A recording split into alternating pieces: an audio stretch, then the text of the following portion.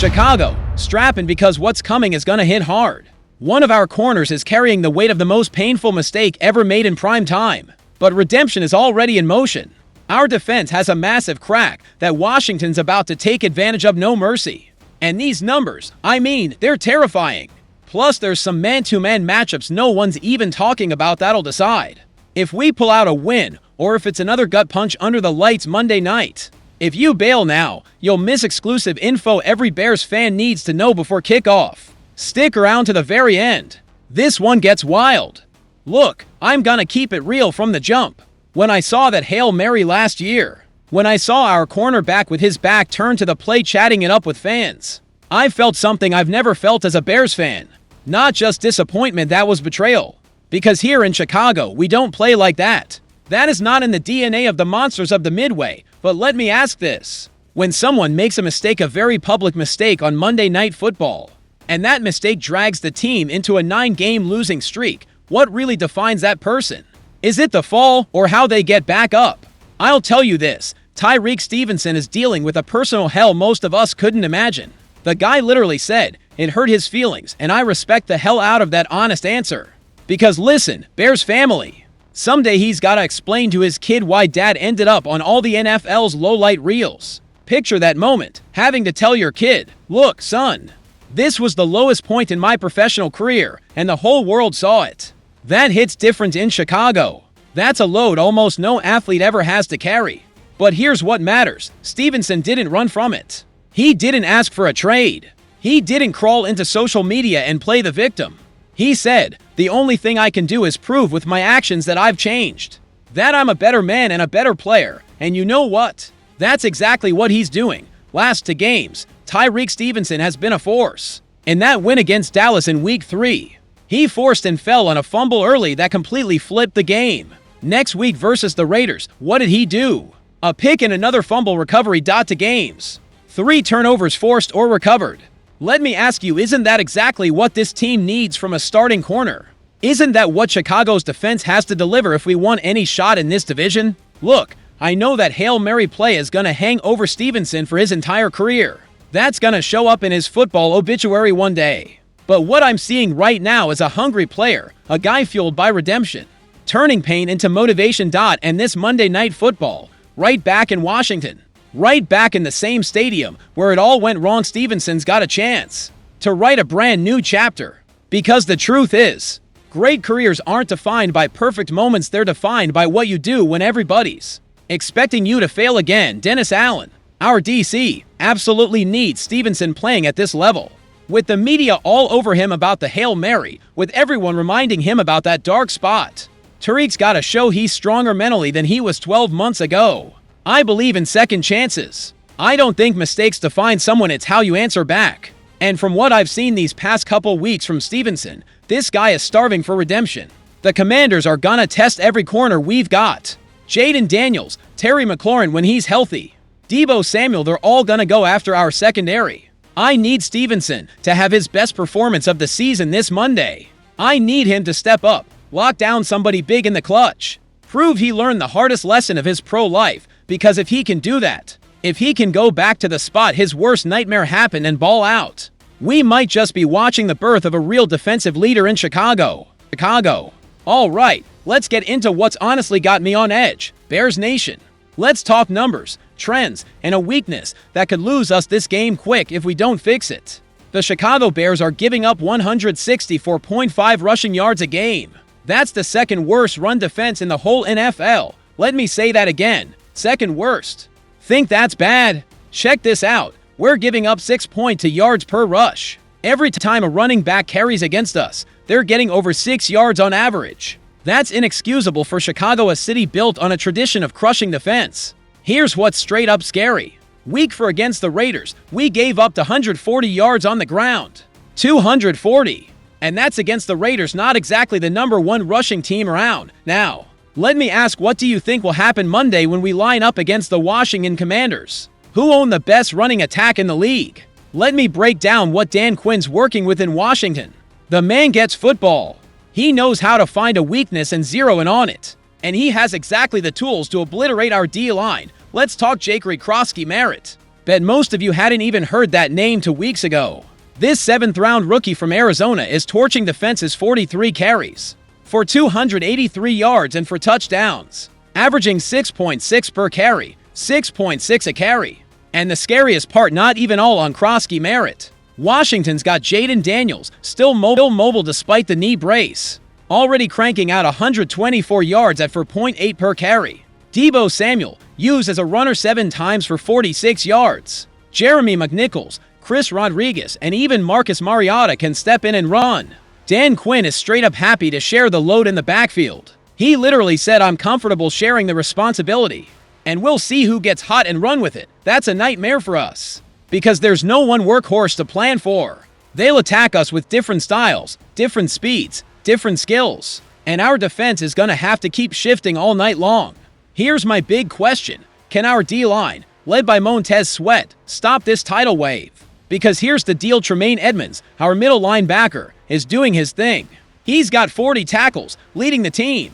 But the man can't do it all.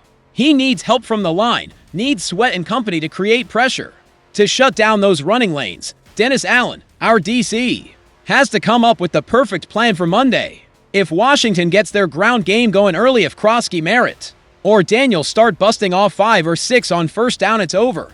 Because when a team controls the clock by running the ball, the passing game opens right up. Terry McLaurin, if his quad holds up, will be wide open. Deebo Samuel, who lives for these big lights games, will absolutely torch our secondary. Zach Ertz, the old vet tight end, will keep drives alive on 3rd downs and threaten us in the red zone.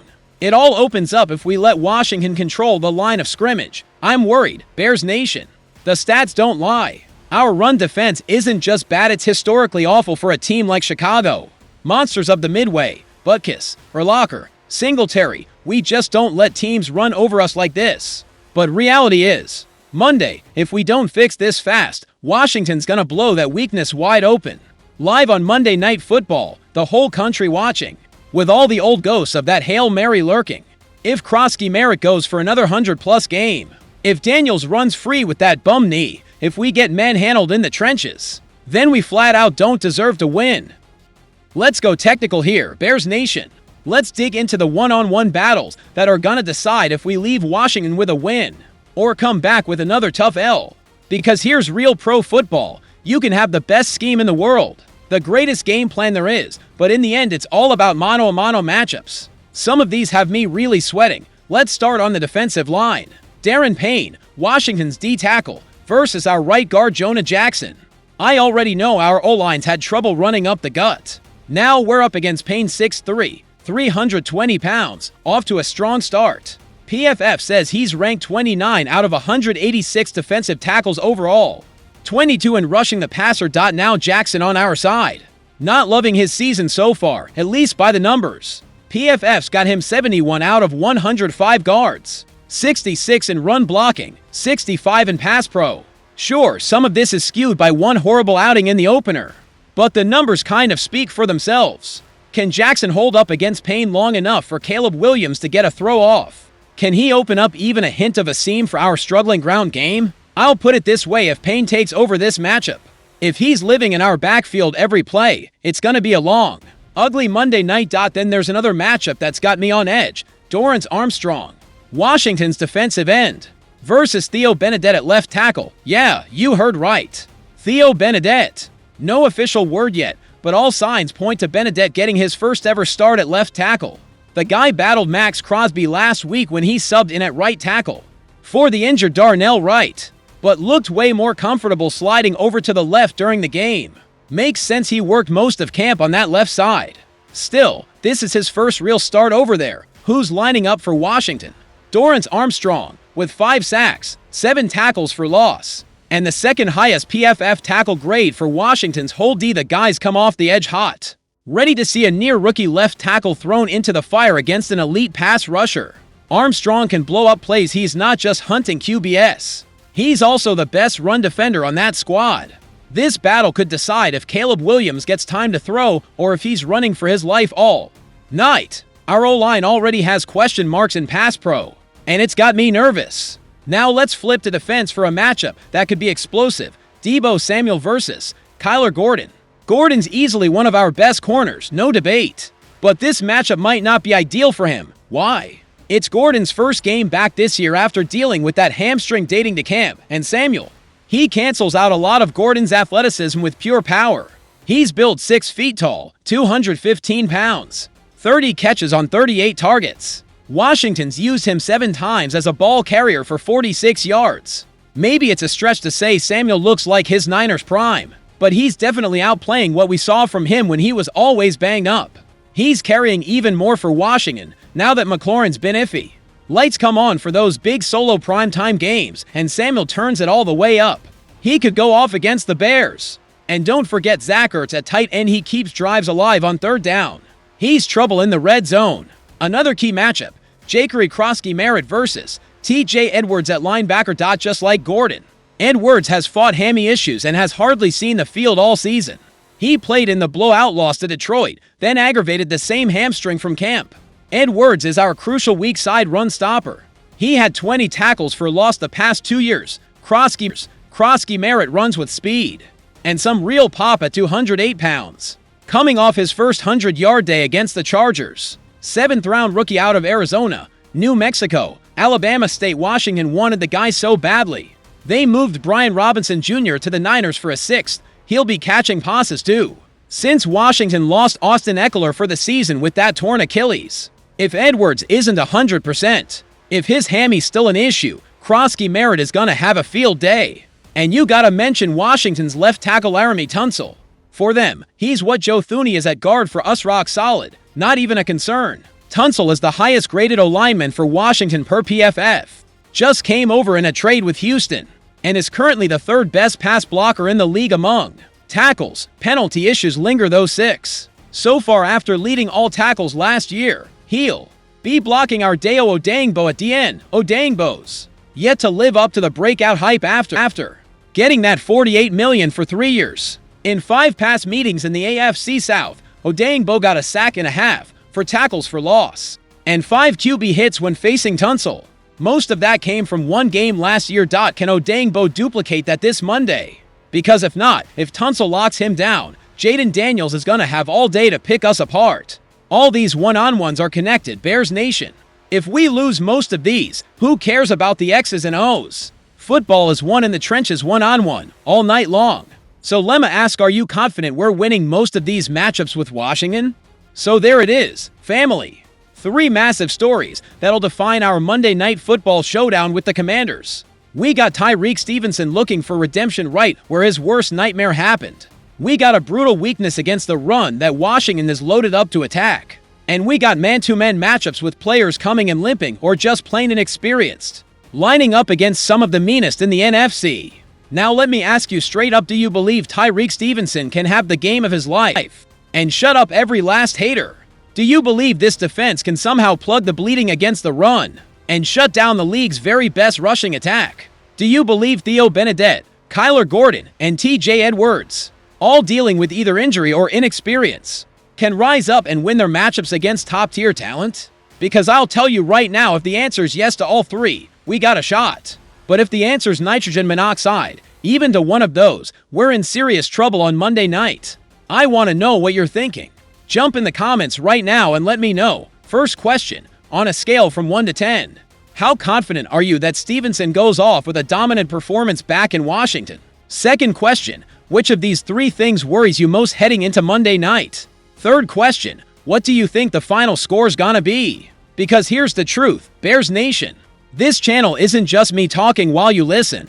This is family. This is a real community of Chicago diehards. We bleed navy and orange. We suffer together. We celebrate together.